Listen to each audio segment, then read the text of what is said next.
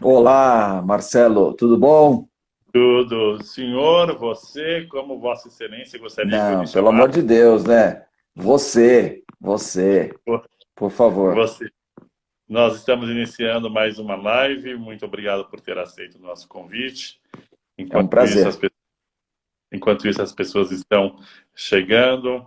Então, já temos algumas pessoas: o Edgar, Claudinha, Heloísa, Ricardo. O Cláudio entrou antes também, um pouquinho logo no começo. O Ricardo acabou de também assinar. Muito bem-vindo a todos. Eu sou Marcelo Guimarães, me denomino como provocador de prosperidade e tive a honra de ser aluno do professor Dante Galian há alguns anos e que gentilmente aceitou o nosso convite, o convite dessa tal prosperidade, para a gente ter essa conversa, esse diálogo sobre humanização e prosperidade. Lembrando que o conteúdo que nós vamos trazer aqui à tona, especialmente o professor Dante, tem o foco em contribuir com vocês que estão nos assistindo. Então, dentro do possível, fiquem à vontade para perguntar, para comentar, e eu vou direcionar as perguntas dentro também de um contexto próprio, para que a gente possa ter uma live coletiva, porque nós acreditamos que prosperidade só é prosperidade quando é para todos.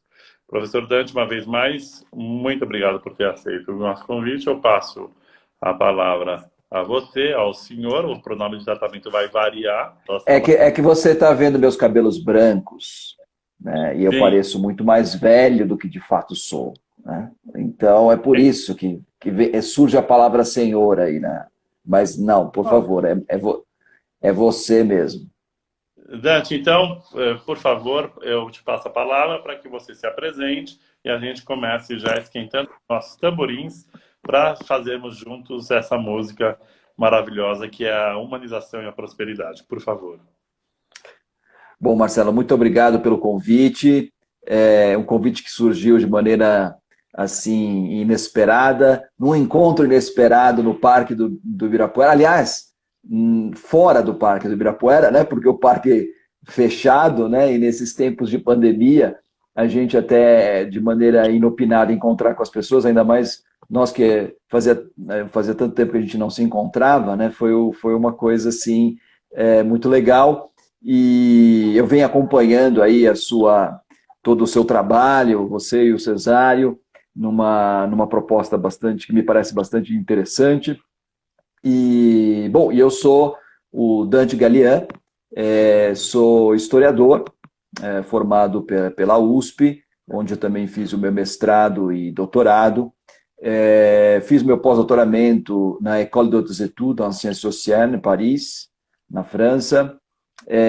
Sou docente, agora já caminhando para este ano, se Deus quiser tudo funcionar. Em função aí da pandemia tivemos alguns atrasos, mas estamos agora já caminhando para a titulação, vou me tornar professor titular da Escola Parabéns. Paulista de Medicina, obrigado.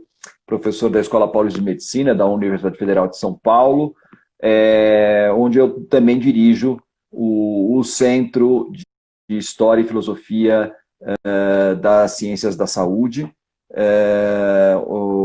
E, além disso, também sou coordenador do laboratório de leitura, né? Laboratório de leitura que não só se desenvolve dentro da Escola Paulista de Medicina, mas também em outras instâncias, né? E como desdobramento disso, criamos a Casa Arca com a minha esposa, Beatriz, né? Somos o casal Divina Comédia, eu Dante, ela Beatriz, do qual temos aí a alegria de termos 5 filhos, né? 5 filhos: Tereza, Felipe, Mariana, Tiago e Rafael. Enfim, acho que é um pouco isso que é a minha, Em a minha breve. pequena biografia. E aí eu já vou então aproveitar a sua pequena biografia, que ela é pequena apenas em número de segundos que você utilizou, mas é longa em número de anos e de conhecimento também, tenho certeza disso. Mas então eu vou me ater a alguns tópicos. Antes disso, na verdade, tem algumas pessoas te cumprimentando, Caroline Moura Mafra, querido Dante, sempre um prazer. A Bio Noir, que eu suspeito que seja quem seja, que eu acho que é Hum. uma professora de biologia, que falou: olá, os dois queridos. Enfim, pegando os pequenos pontos da sua breve biografia em apenas segundos, né? Por que fazer história? Por que estudar história num país onde, historicamente, nós não temos tanta valorização desse tipo de estudo ou desse tipo de profissional? O que é que aconteceu com o Dante Gallian e ele foi estudar história neste Brasil? Então, eu imputo isso basicamente à influência, principalmente do meu avô, né? O avô por parte materna, o pai da minha mãe, espanhol, nascido em Tobarra, pueblo de Albacete, sudeste da Castilla-La Mancha, Espanha. Meu avô nasceu lá e viveu parte da sua vida na Espanha. Foi ex-combatente da Guerra Civil Espanhola e como ele lutava do lado dos republicanos, como foi Franco e os nacionalistas que ganharam a guerra, ele obviamente ficou, depois de ter inclusive sido condenado à morte, teve sua pena comutada, que nesse ponto até lembra um pouco a biografia do Dostoiévski, né? Na última hora teve a pena comutada para trabalhos forçados. De fato, meu avô trabalhou nas minas de Astúrias, no norte da Espanha, no Exército de Reeducação.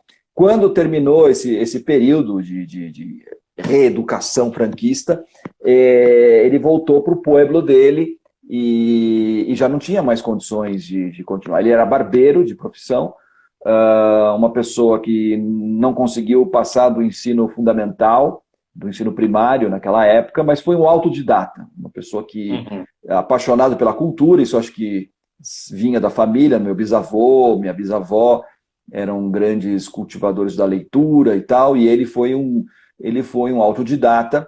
E quando veio para o Brasil, veio com algumas tesouras para tentar exercer o ofício de barbeiro, alguns livros, dentre eles uma edição da década de 10 do século passado, portanto, com mais de 100 anos, que atualmente está no meu poder, que ele me foi presenteado, do Dom Quixote de La Mancha. Né? Ele mesmo se considerava um Quixote. E eu cresci ouvindo histórias da guerra, ouvindo histórias da Espanha, ouvindo histórias das Mil e Uma Noites, e eu acho que isso, sem dúvida nenhuma, foi decisivo na minha escolha de carreira, enfim, no meu gosto pela história. E voltado a tudo isso também, todo um contexto de interesse que eu acho que é muito peculiar meu, de gostar do passado, de gostar das histórias. E foi assim que eu acabei indo fazer história. E naquela época, assim como hoje, né, são poucos os cursos de história que a gente tem no Brasil, eu venho me dedicando a essa temática de trabalho, de estudo e, por que não, de realização pessoal. Sim, então, para resumir o argumento que você nos trouxe agora, um dos grandes motivos que determinou a sua vida profissional e também a sua vida profissional acadêmica foi uma grande influência do seu avô materno, é isso? Sem dúvida. E Eu a acho que partir todos nós somos influenciados pelas nossas raízes, pelas nossas origens. Às vezes a gente é consciente disso, muitas vezes não somos, né? Mas a gente acaba um pouco sendo aquilo que o nosso passado determina. Sim, mas é muito bonito também você trazer essa influência do seu avô materno, pelo reconhecimento também da contribuição de tantas coisas que nós recebemos, cada um de nós, no nosso caminhar, da família, de amigos, de professores. E eu aproveito e faço aqui em público a minha gratidão em ter sido, a gratidão a você em ter sido seu aluno e também ter me ampliado os horizontes. Nós vamos chegar nesse capítulo um pouquinho mais para frente.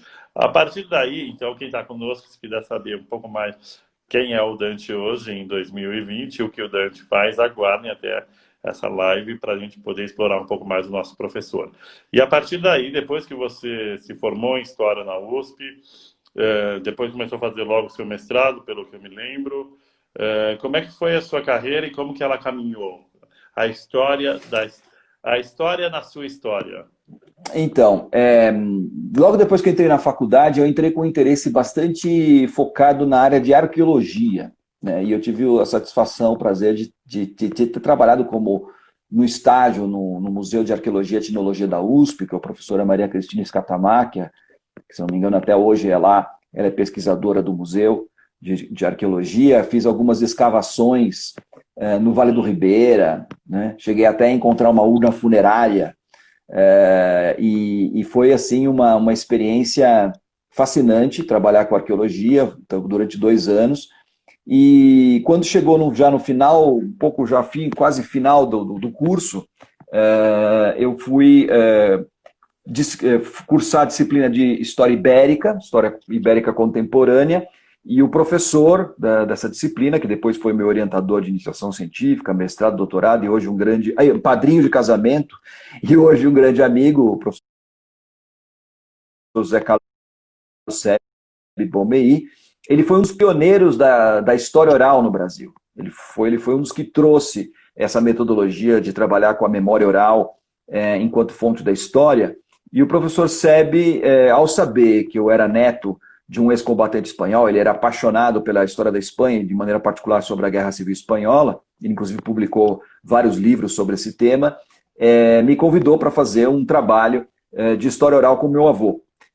Eu, com algumas colegas de curso, naquela época, fizemos um vídeo onde meu avô contava histórias da Guerra Civil, e a gente fez uma edição que ficou bem legal, com música, com fotos e assim por diante. E esse vídeo foi premiado na SBPC, na Congresso da Sociedade Brasileira para o Progresso da Ciência. Isso em 1985, 86, mais ou menos. E aí, então, e aí veio... Você tomou contato com o conceito de história oral. Isso foi algo muito importante na minha carreira, né? Em primeiro lugar, porque até hoje é uma metodologia que eu atualizo e trabalho no meu trabalho como historiador, né? Oriento os meus alunos também com trabalhos na área de história oral, e algo que também me aproximou muito de um elemento que para mim depois será fundamental no desenvolvimento da minha carreira, que é as narrativas, que são as histórias, né? De E aí eu te olhar a pergunto, história a partir da experiência humana, né? E aí eu te pergunto, Diga. para nós leigos, qual é o conceito de história oral? Então, a história oral, ela é a metodologia, né, a abordagem historiográfica que permite com que a gente tenha acesso ao passado através da memória, né, da memória das pessoas. Então, a história oral, ela traz uma perspectiva um pouco diferente da história tradicional, que é uma história produzida a partir de documentos, a partir de fontes, digamos assim, oficiais, né?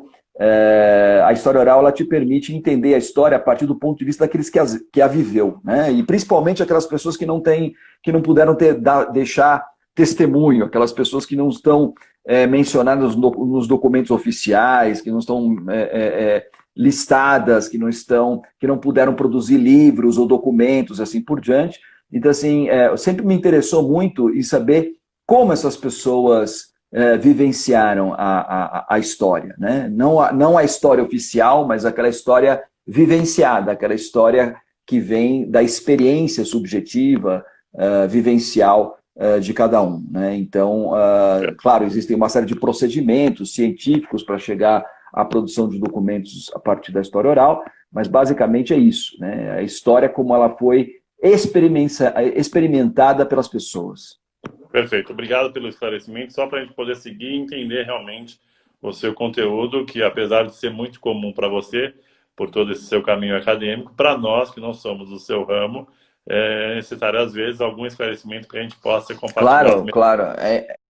É importante que vocês peçam esclarecimento, porque às vezes eu vou falando com uma coisa tão normal e tão comum para mim e não é para a maior parte das pessoas, né? E aí, seguindo, você depois teve contato com a história oral. Isso. E aí eu fui seguindo minha carreira acadêmica, né? Eu ganhei esse prêmio da SBPC, de iniciação científica, fui convidado pelo professor Sebe para fazer o mestrado, passei 9 meses na Espanha, né, entrevistando pessoas que tinham, como meu avô, vivido a Guerra Civil Espanhola, de ambos os lados. Foi uma experiência fascinante, esses 9 meses que eu passei por lá, tanto do ponto de vista acadêmico quanto do ponto de vista pessoal. Foi uma experiência muito, assim, um ponto de inflexão na minha vida. E quando eu voltei, já no começo da década de 90, e comecei a namorar com a minha atual esposa, casamos, e aí começaram a vir os filhos e, ao mesmo tempo, o desdobramento da minha carreira. Então, eu fui fazer meu doutorado também na USP, também com o professor Sebe, aí já pegando uma área mais de cunho biográfico. Trabalhei com uma carmelita descalça brasileira, filha do Capistrano de Abreu, que foi um dos maiores historiadores brasileiros. Enveredei mais para o campo da história das ideias, da história da religiosidade no Brasil na virada do século XIX para o século XX. E, nesse meio tempo, prestei concurso para professor no Departamento de História da Universidade Federal de Santa Catarina. Passei, fui para Santa Catarina durante 6 anos, entre curtos períodos em que estive em São Paulo, morei em Florianópolis, mas surgiu um convite por parte da Escola Paulista de Medicina, que recém tinha se transformado em Universidade Federal de São Paulo, ainda uma universidade somente na área da saúde, uma universidade temática da área da saúde, e surgiu a oportunidade de eu organizar o Museu Histórico da Escola Paulista de Medicina. Aí que vem E aí eu... então, que é um pouco inquietante para quem não conhece o seu percurso, que é o que a história ou o que um professor de história estaria fazendo dentro de uma faculdade de medicina, que foi o ambiente, inclusive, onde eu lhe conheci. Então, como você pode cruzar essas duas áreas do conhecimento que, em tese, não são afins? Então, a princípio, o convite veio por uma questão eminentemente técnica, né? Ou seja, eles tinham essa necessidade de alguém da área de história organizar o acervo histórico deles, né? Visando fundamentalmente a criação de exposição.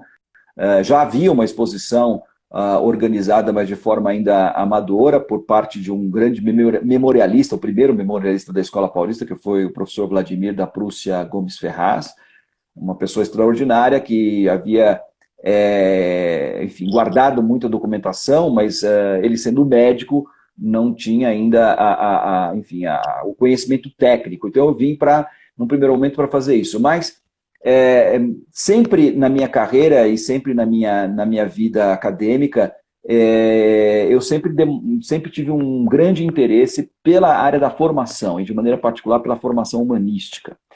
E coincidiu que nesse período estava se despontando, estamos falando aí do início dos anos 2000, né, início desse século XXI, uma questão que depois se tornaria cada vez mais importante, cada vez mais presente no campo da história e da educação médica, que é a temática da formação humanística e da humanização, né? Então, no momento em que a medicina... E você acha que agora é o momento de você explicar para nós o conceito da palavra humanização que a gente vai utilizar? Sim, então, naquele momento já se utilizava a palavra humanização, mas ainda sem ter muita ideia. Não que ainda hoje se tenha muita ideia do que vem se falar a respeito de humanização, né? Isso acabou se tornando para mim um dos maiores desafios, né? Quer dizer, discutir o conceito de humanização. O que é humanizar? Ora, se o ser humano já é humano, para que... Me desculpe, Dante, porque entre nós, na nossa audiência atual, existem médicos, especificamente uma muito querida também, que é a doutora Débora. Então, você também está falando para médicos, e agora nós estamos falando, então, do cruzamento entre história e medicina e a humanização. Desculpe a interrupção.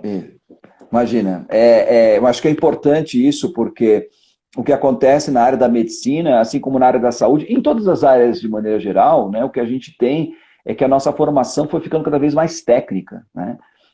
O médico, o profissional da saúde, né, ele foi acumulando uma série de conhecimentos científicos e técnicos, sem dúvida nenhuma, importantíssimos, fundamentais. Haja visto o momento que a gente está vivendo hoje, né? Diante de uma pandemia, diante dessa ansiedade de encontrar uma vacina e uma cura para o coronavírus, assim por diante, as questões científicas acabam tomando uma relevância muito grande. Mas quando você está lidando com pessoas, pessoas humanas, né, você não está lidando simplesmente com um conjunto de órgãos, né, não está lidando simplesmente com sistemas, você está lidando com algo muito mais complexo, né, algo muito mais controverso, que é o ser humano, né, que é o ser humano que adoece, é o ser humano que padece. Né? E aí, nessa experiência do adoecer, né, não se pode levar apenas em conta o aspecto biológico, né, o aspecto físico do adoecer, mas aí envolve uma série de outras questões, né, de âmbito psicológico, de âmbito até biográfico. Né? E esse conhecimento do humano ele é fundamental para uma abordagem, digamos assim, mais eficaz do ponto de vista da saúde. Né? Às vezes você tem ferramentas, você tem conhecimentos que são objetivamente, quantitativamente altamente sofisticados e eficazes, mas quando aplicados em realidades subjetivas, em realidades humanas, eles apresentam uma série de limitações. E aí, obviamente, esse conhecimento do humano, ele se torna tão importante quanto o conhecimento científico e técnico. E isso, essa formação humana é algo que, infelizmente, foi sendo relegado, foi sendo marginalizado na formação, não só na área da saúde, em todas as áreas, inclusive dentro da área de ciências humanas, inclusive. Então, quando eu falo de humanização, eu estou falando de uma formação que nos reaproxime da experiência humana, né? De uma experiência que não fique só no aspecto técnico, no aspecto quantitativo, né? Mas que leve em consideração essa coisa ambígua, complexa, controversa, que é o ser humano, né? O ser humano dotado de afeto, de inteligência, de vontade, essa coisa ao mesmo tempo indecifrável, mas ao mesmo tempo também complexa e fascinante, que é o ser humano. E qual que é o caminho para isso? Né? Seria, Fala, então, fala. numa simples frase minha, ser humano. Isso. Eu costumo definir a humanização a partir de uma frase, de um conceito que vem do Montesquieu, um filósofo francês do século XVIII, que está muito associado aí ao iluminismo. Ele tem um livro muito interessante, que inclusive ele escreveu para a enciclopédia d'Alembert Diderot, que chama-se Um Tratado sobre o Gosto. Né? Então ele falava sobre a formação do gosto, formação do gosto artístico, do gosto estético, assim por diante. E lá deu uma definição a respeito do que é essa formação, que me parece que vai muito ao encontro daquilo que eu entendo por humanização. Ele diz que a formação é a ampliação da esfera da presença do ser.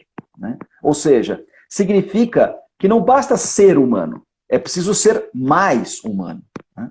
E aí eu acho que está muito ligado a essa dimensão que é incapaz de ser reduzida, de ser quantificada, né? E que a gente tradicionalmente na literatura, na filosofia chamou de alma, né?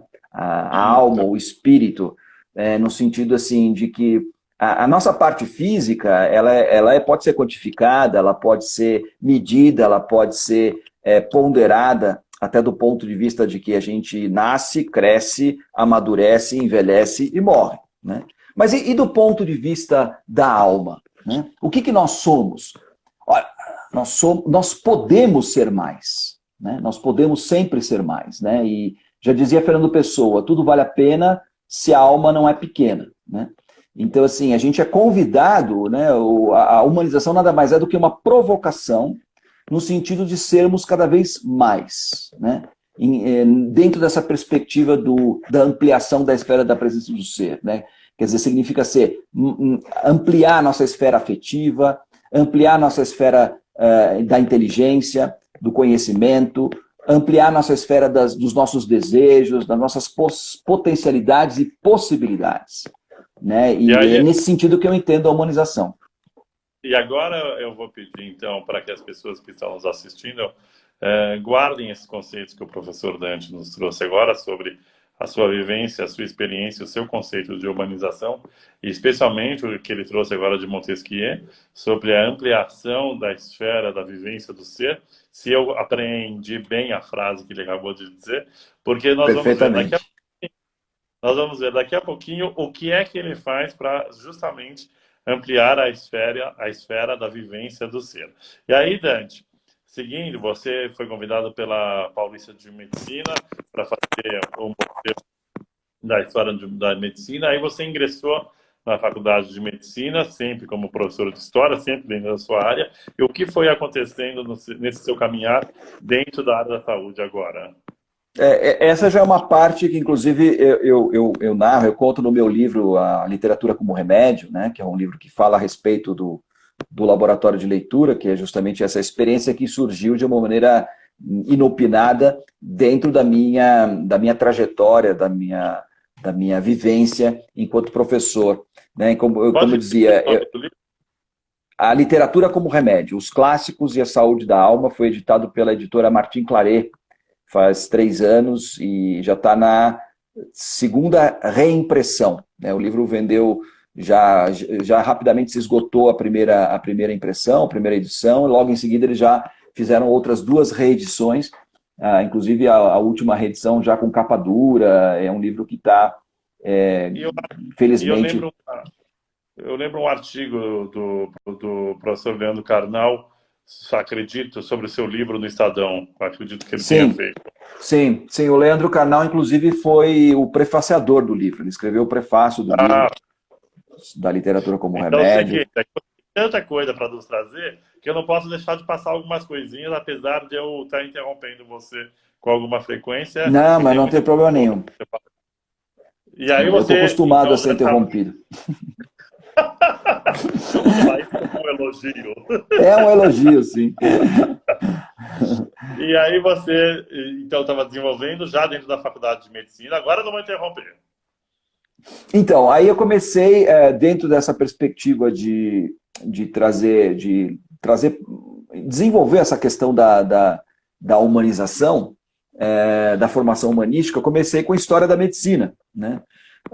Mas no começo eu percebi que a maneira como eu estava propondo a formação humanística através da história da medicina, né, não era suficientemente compreendida pelos alunos. Né? E aí então eu tive que mudar a metodologia de um curso mais tradicional, expositivo, para um curso mais participativo, envolvente.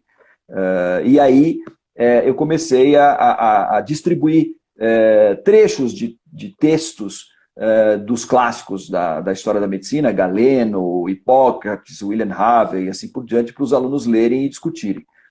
E aí, no primeiro momento, tive bastante dificuldade, porque os alunos não estão acostumados a trabalhar nessa dinâmica, mas com o tempo eles foram pegando gosto por aquilo. Né? Quer dizer, eles começaram a descobrir que eles eram capazes de ler, eram capazes de ter uma opinião própria a respeito daquilo e não esperar necessariamente que o professor trouxesse os seus conhecimentos e dissesse para eles como é que eles deveriam interpretar as coisas. Né? Então aí eu comecei a fazer dessa forma, com bastante sucesso, e quando terminou a disciplina, um grupinho de alunos veio me perguntar se eu não poderia continuar fazendo esse mesmo tipo de atividade com eles no horário extracurricular. Uhum. E aí eu gostei, obviamente fiquei muito lisonjeado com a ideia. Comecei a me reunir com esses alunos na sexta-feira, na hora do almoço, e já sem nenhuma obrigatoriedade do ponto de vista da temática, dos textos, das questões que a gente discutia.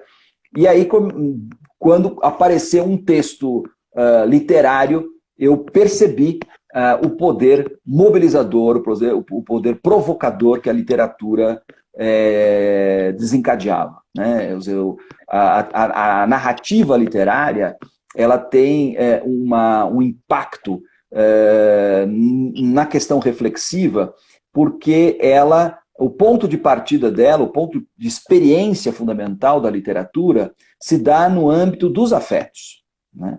É diferente de você estar lendo um texto filosófico, ou um texto de história, ou um texto jornalístico, que, claro, pode até ter uma abordagem mais afetiva, sentimental, mas a literatura, né, ela tem um apelo estético, né, muito mais forte, muito mais evidente de qualquer outro gênero de narrativa. E aí, nesse sentido, eu comecei a perceber que, através da literatura, os grandes temas, as grandes questões da experiência humana podiam ser trabalhadas, podiam ser refletidas, podiam ser desenvolvidas a partir com aqueles alunos, né, levando, né, a literatura surgindo assim como um pretexto para se aprofundar e para fazer esse mergulho nas grandes questões da experiência humana. E foi assim que começou o Laboratório de Leitura, de uma forma totalmente espontânea, de uma forma totalmente experimental. Naquela época, então, éramos o professor Rafael Ruiz e eu, você conheceu o professor Rafael Ruiz, e nós começamos. Mais tarde, a gente teve também a participação do professor Luiz Felipe Pondé, que também participou nas origens, aí, principalmente no momento em que a gente começou a estruturar o laboratório de leitura e começou não só a fazer o laboratório de leitura, mas a estudar o laboratório de leitura como um caminho de humanização em saúde. Né? E aí eu vou trazer um exemplo para trazer um pouco uma imagem, e você, por favor, me corrige. O que eu, quando fui seu aluno no laboratório de leitura, mais de um semestre, porque realmente é fascinante, era muito interessante que nós contávamos a nossa história de leitura. Não era a Sim. história do livro, mas era assim, como eu, leitor, ou como cada um de nós, leitores daquele texto único, era um texto comum, era Zorbo grego, eu lembro bastante bem desse, era contraponto do Huxley, etc. Como nós reagíamos àquela leitura. Isso. E aí as emoções que afloravam em cada um dos nossos seres, não era isso? Exatamente.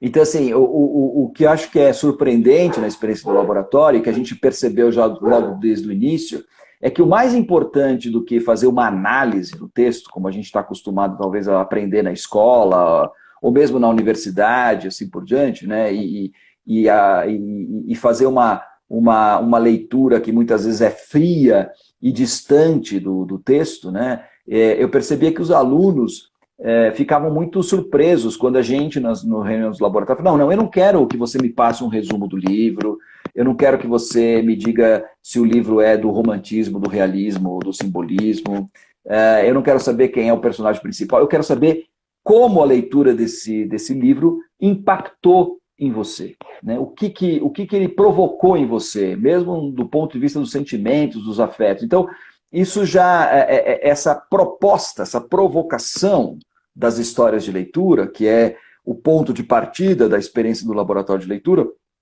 ele já traz a experiência subjetiva, né? Já o participante ele é convidado a se manifestar. Não me interessa o que diz o livro, me interessa o que é que cada um tem a dizer sobre o livro. Né? E a partir desse momento...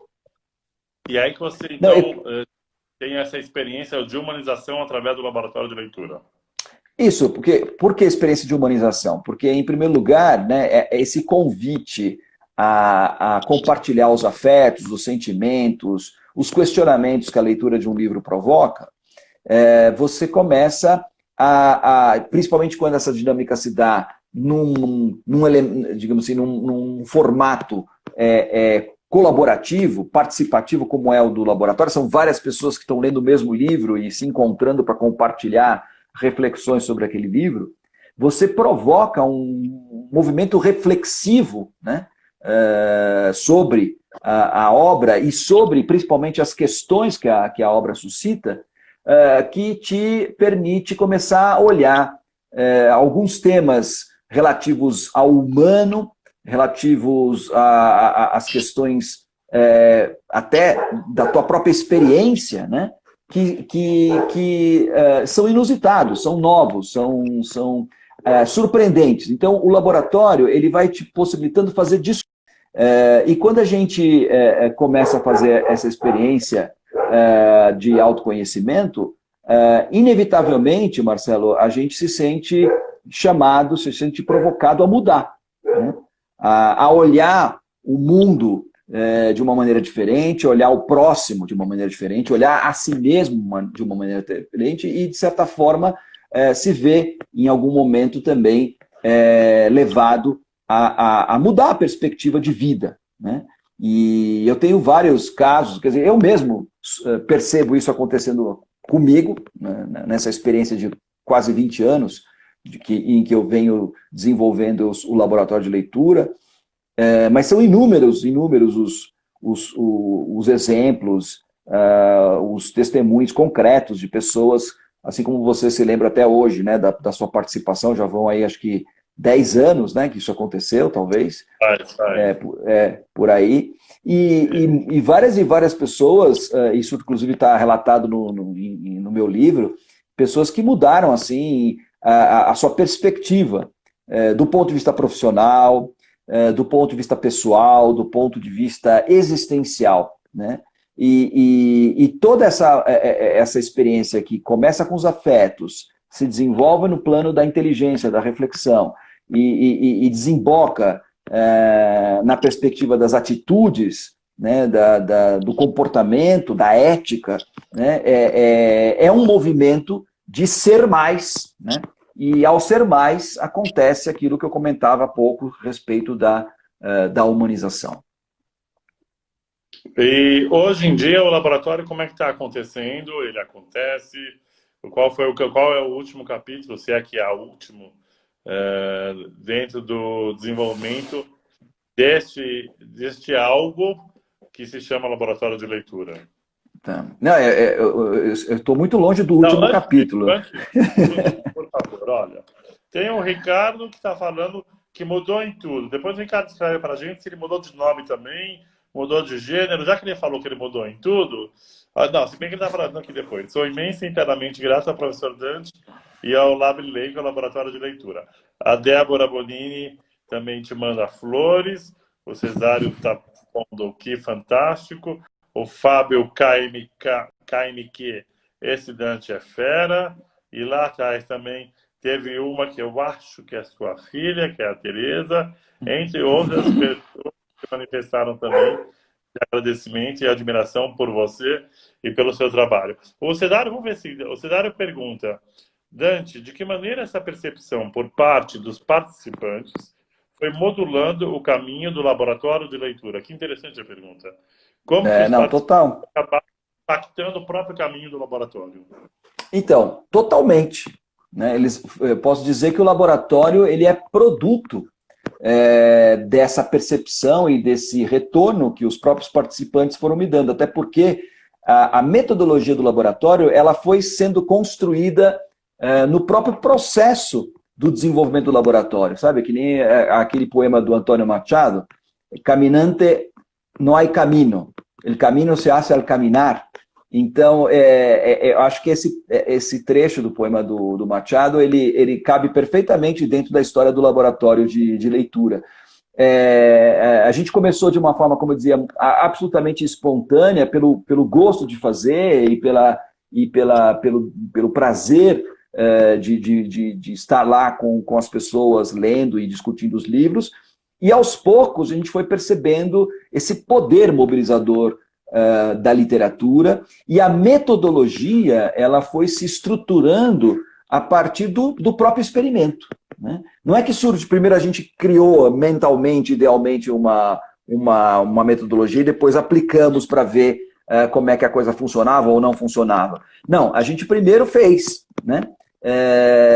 Foi surgindo, como eu contei para você agora há pouco, e a partir do impacto, a partir da experiência vivencial, é que a gente foi modulando, que a gente foi estruturando a metodologia. E quando a gente chegou num ponto em que a gente percebeu que a maneira como a gente estava estruturando correspondia fundamentalmente a esse movimento, a esse caminho de humanização, e ele de fato funcionava, aí ela, de certa forma, se estruturou. Não digo se cristalizou, porque a palavra cristalizar é muito forte, porque, de certa forma, ela denota um pouco de rigidez. Eu acho que toda metodologia ela tem que estar o tempo todo aberta, fluida. Né? E acho que o laboratório é e será sempre algo em construção, porque ele é algo vivo, né? Como qualquer coisa que está ligado ao humano. Precisa ser vivo. Então, você falava do último capítulo, quer dizer, desde então o laboratório vem vem crescendo, se desenvolvendo, tanto do ponto de vista qualitativo quanto do ponto de vista quantitativo. Hoje ele ultrapassou os limites da universidade, ultrapassou os limites da escola de medicina. Ele está sendo oferecido, sendo desenvolvido em inúmeros cenários e âmbitos da sociedade, né? Então, só para dar alguns exemplos aí. Acadêmicos agora, né? Não necessariamente acadêmicos, quer dizer, a gente está com um trabalho forte ainda no âmbito acadêmico. Eu tenho atualmente inúmeros alunos que estão desenvolvendo o laboratório de leitura em vários setores. O Ricardo mesmo que escreveu aí é um desses, né? Ele está pesquisando o impacto do laboratório de leitura com mães de crianças com necessidades especiais da ACD, né, como uma forma de discutir questões de identidade, o que é ser mãe de crianças especiais, e assim por diante, através da literatura. Tem outros alunos que estão pesquisando a aplicação do laboratório de leitura em pessoas da terceira idade, outros uma outra aluna minha que defendeu um doutorado belíssimo sobre a aplicação do laboratório de leitura como elemento coadjuvante no processo de tratamento de pessoas com psicopatologia grave. Então, hoje o laboratório está sendo desenvolvido e pesquisado em vários âmbitos, do ponto de vista acadêmico. E fora da academia, né, eu tive que desenvolver aí, a gente tem desenvolvido os ciclos de laboratório da Casa Arca, que é um espaço que junto com a Beatriz, eu criei há 5 anos já, para apresentar e oferecer o laboratório de leitura a todas as pessoas que desejam, né? Então, a gente está com uma programação sempre muito intensa de laboratórios, agora, obviamente, todos eles online, né? Em função da pandemia, mas a ideia é a gente depois mesclar participantes presenciais com participantes online. Eu venho desenvolvendo também no âmbito corporativo, eu tive até que, de certa forma, criar uma empresa, que é a responsabilidade humanística, onde a gente leva o laboratório de leitura como forma de desenvolvimento de formação humanística e humanização nas empresas, no ambiente corporativo, né? O laboratório de leitura está, inclusive, também sendo prestigiado, já com uma longa trajetória, numa escola de negócios, que é o IESE Business School, né, que é uma das escolas mais prestigiadas de negócios do mundo, e a gente tem lá uma metodologia sendo aplicada também. Então, hoje o laboratório ele explodiu, né? Ele explodiu. Eu tenho formado, inclusive, coordenadores de laboratório de leitura. Eu já não dou mais conta, graças a Deus, de coordenar sozinho os ciclos. O Ricardo, que se manifestou aí, é um desses que se formou no curso de formação de coordenadores comigo na Casa Arca. E assim como eles, dezenas de outras pessoas que foram formadas e estão sendo formadas para divulgar e difundir o laboratório de leitura nos mais diversos âmbitos da sociedade, né? E o meu sonho é que isso chegue nas escolas, que isso chegue nos professores, que isso, de fato, revolucione a educação, né? E a perspectiva com que se pensa a literatura e a formação humanística na nossa sociedade. E aí, seguindo por mais um capítulo na nossa conversa, que tem o título Humanização e Prosperidade, como você tem visto esse desenvolvimento de prosperidade ou a criação de prosperidade, como isso se manifesta, como você vê esse valor prosperidade em ligação com a humanização e, obviamente, em ligação com o laboratório de leitura? Quando você me fala de prosperidade, o que me vem na mente é muito algo... Eu não uso tanto o termo prosperidade, mas gosto do termo autorrealização, né? Que acho que são, nesse ponto, acho que são muito próximos, um pouco conhecendo o teu trabalho do Cesário, né? Entendendo o que vocês vêm falar sobre prosperidade e o que eu falo sobre humanização, né? E está muito ligado com essa perspectiva da autorrealização. Você sabe que na Grécia Antiga, né, antes mesmo de existir filosofia, né, quando ainda nos primórdios, né, do pensamento e da própria medicina, né, um dos lugares para onde os gregos antigos iam para se curar era o oráculo de Delfos, né? Uhum. que era o lugar onde as pessoas entravam em contato com o deus Apolo, que é justamente o deus fundador da medicina, né? Aquele que era o deus curador. Né? E lá no oráculo de Delfos havia as tonisas, né? As profetisas que inalavam um gás que saía lá das rochas lá de Delfos, provavelmente de origem vulcânica, assim por diante, entravam em transe e a partir daquele transe, então, profetizavam e diziam coisas a respeito do futuro, do presente, do passado, e essas coisas ajudavam as pessoas a se curarem. E na entrada do oráculo de Delfos, Sócrates fala disso no texto de Platão, Apologia de Sócrates, e em outros também, onde ele fala a respeito dessa visita que ele fez pessoalmente ao oráculo de Delfos. E essa frase se tornou, digamos assim, o ponto de partida de toda a filosofia socrática, portanto, da própria filosofia. Conhece-te a ti mesmo. Né? E um pouco depois aparece Píndaro, né, que na minha maneira de entender, e não só na minha, mas também de muitos historiadores e muitos estudiosos, né, que Píndaro chega e fala assim, não basta só conhecer a si mesmo, é preciso tornar-te aquilo que tens de ser. Né? Então, basicamente, quando eu penso em humanização, eu me remeto a esse duplo portal, digamos assim, né? essa dupla missão que se coloca dentro da perspectiva do que é tornar-se humano, que é conhecer a si mesmo e tornar aquilo que a gente tem que ser. A prosperidade no seu sentido, porque a gente fala de prosperidade, às vezes, pensando na prosperidade econômica, né? na prosperidade social. Isso é apenas um aspecto do que eu entendo por prosperidade. A prosperidade significa prosperar enquanto ser humano. Né? Isso significa o quê? Significa a gente se autorrealizar enquanto ser humano. Né? E para se autorrealizar, a gente precisa se autoconhecer. Né? E é justamente isso que propõe o laboratório. Só para você me incitou a contar a origem do nosso nome, que se chama essa tal prosperidade, e não só simplesmente prosperidade, porque mas, ao mesmo tempo existe uma certa desconfiança no nosso mundo atual de que isso seja possível, de tantas limitações que nos são impostas e também autoimpostas. Então, a palavra tal, no meio da expressão essa tal prosperidade, dá justamente essa temperança na imposição do que seria uma prosperidade imposta.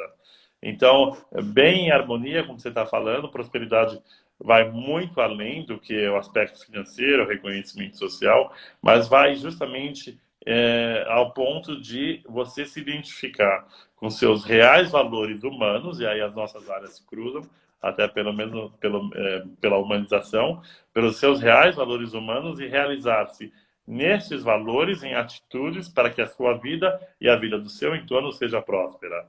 Então, nesse ponto, são denominações diferentes, mas que se cruzam muito bem. E cada um com o seu método, com o seu modo de atuar, você belíssimamente com os livros, nós com outras técnicas, mas sempre complementando justamente, ajudando o ser humano a ser humano.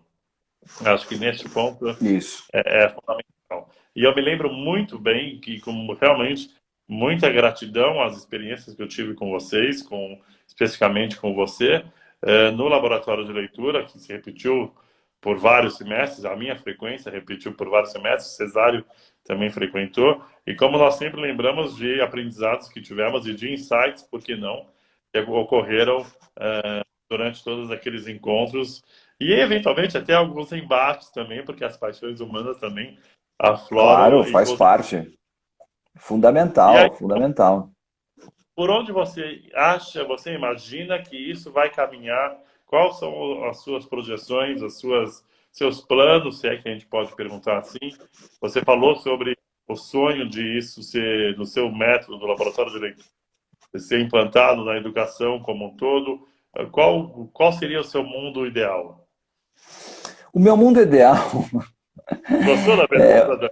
Gostei, Nós gostei, estamos nos últimos gostei. 10 minutos. E agora também temos advogados, outros advogados que entraram também. A Flávia, uma colega nossa, também acabou de entrar. Então, Aham. quais são o seu mundo ideal nesses 10 minutos que você tem?